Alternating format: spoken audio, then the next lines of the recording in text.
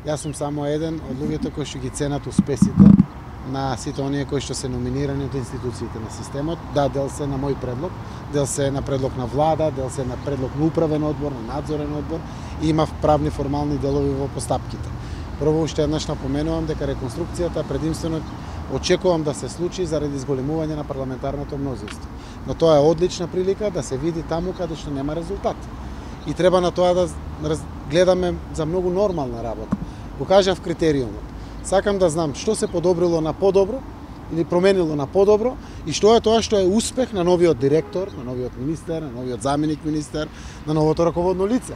Оти граѓаните очекуваат такви успеси. Ако немало такви успеси, се е исто и со промена на раководните структури, тогаш веројатно треба да размислуваме за промени на одредени структури, кои што не значи дека со тоа ние комплетно целосно ќе се заблагодариме на луѓето. Можеби на втори, на трети позиции, по сами институции би биле поквалитетни, поисполнети, со подобра можност за експедиција или давање на резултати. Но сето тоа би требало да биде анализа на соодветниот орган кој што го поставува тоа. Јас сум како тогашен мандатор, сегашен премиер, можам да ги давам моите коментари за министрите, владата треба да ги дава за директорите кои што ги номинира, управните одбори исто така за директорите, дел се надзорни одбори, дали се агенции или јавни предпријатија, така да јас штом ќе бидам подготвен со моите лични ставови, веднаш ќе ги соопштам, а веројатно тоа ќе бидат и дел за ставовите кои се сублимати на владата. Има ли вистина дека СДСМ ќе го добие Министерството за правда наспроти образование кој ќе го даде на ТУ или на друга албанска коалиционен партнер? Не. Знам, јас слушнав за една ваква шпекулација или прочитав по некој медиум, а сакам да знаете дека секогаш кога размислуваме и кога разгледуваме вакви варијанти, се водиме од капацитетот, експертизата и професионалната подготвеност на личност. Се зависи какви личности имаме на располагање и вербата во нив, а пред се и впечатокот што го стават пред граѓаните, пред вас медиумите, кои што сте обсерватори на нашето работење, а преку тоа сте гласот на граѓаните.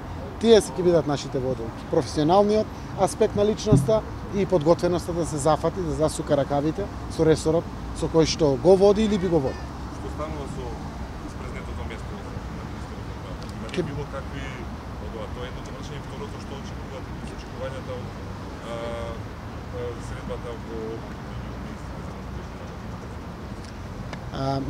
Оставивме да го пополниме тоа испразнето место, како и неколку заменички места кои што се испразнија од Алијанса за албанците. Знаете, постојат и 2 или 3 државни секретари, кои што исто така се дел од првиот тим на секој ресор, на секој министерство. Сите тие ќе ги пополниме со реконструкцијата на владата. Значи, еден дел ќе е пополнување, еден дел ќе е промени. Затоа што несоодветно е на парламентот кој што има набиена агенда да му земеме постојано времето, знаејќи дека работиме на реконструкција. Сега ако одиме посебно да дискутираме за една личност, а дополнително па и за другите останати личности, тоа би било нерационалност во трошењето на времето на институциите. Јас очекувам до крајот на април ние ќе бидеме комплетни и парламентот би требало да донесе одлуки, секако доколку одлучи да ги подржи ваквите реорганизации или реформи во владените или институции или во извршната власт.